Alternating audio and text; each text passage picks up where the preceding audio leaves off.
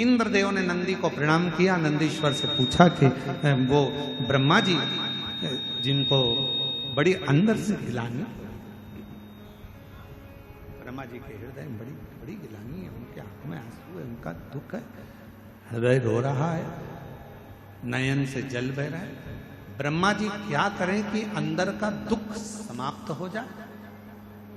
नंदी ने कहा ब्रह्मदेव से कहिए कि त्रिवेणी का जो संगम है शिवजी को प्रिय है, गंगा यमुना सरस्वती का संगम प्रयागराज,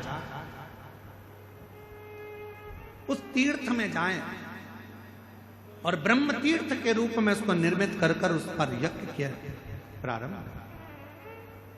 शिव जी को राजी करने के लिए ब्रह्मा जी ने यज्ञ की रचना करना प्रारंभ करा।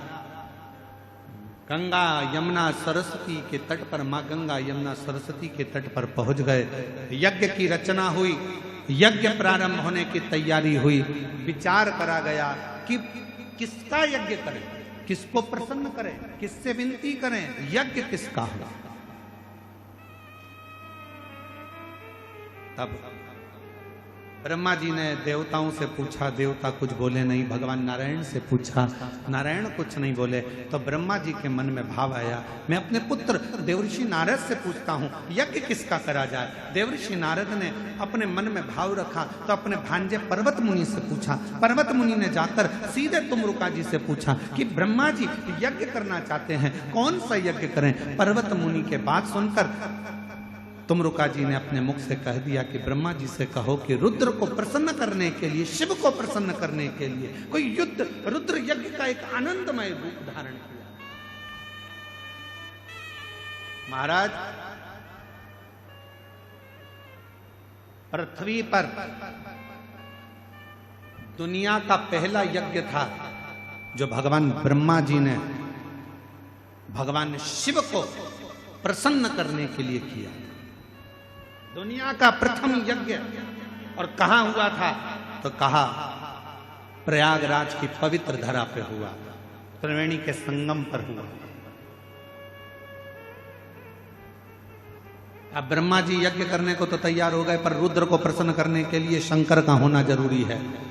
शिव जी तो समाधि में लीन है, शंकर का प्रतिबिंब कुछ रखा जाएगा।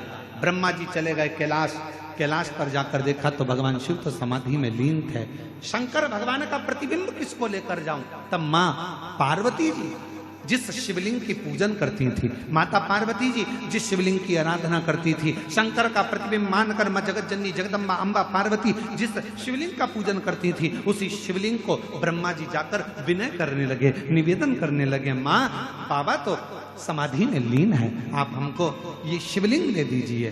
पार्वती जी ने कहा ये तो वो शिवलिंग है जिसकी आराधना मैं करती हूं, जिसकी साधना मैं करती हूं, जिसकी पूजन मैं करती हूं, और आप वो शिवलिंग मांग रहे हैं।